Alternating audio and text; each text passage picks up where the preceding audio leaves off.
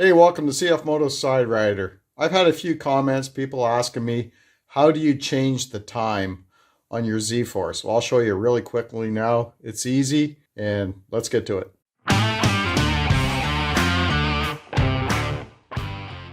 So first, just turn your key on. Let the fuel pump finish its job. So then you go right here. Beside your key, there's a button for select. So you press and hold it until you see the time blink. You see the hour blink. There you go. See it's blinking? Now you go over to the right. There's another button here on this side. And you can just change your time. I just happen to need my time changed too. And but the problem is I don't even know what time it is. It's probably like 6 something. So now you want to go, got your hours set. Go back to the button. Press it again, just quickly. And you got your minute flashing now. So now you can change your minute to whatever it is. So we'll go back there. And you can go back here, press it again.